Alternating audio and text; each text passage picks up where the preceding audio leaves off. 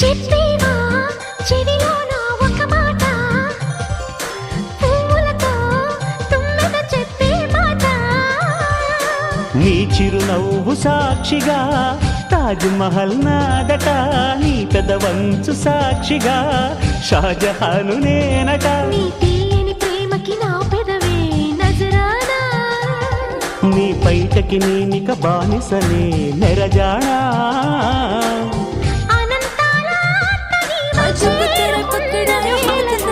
కోకలు కట్టిన కోయిలా మనిష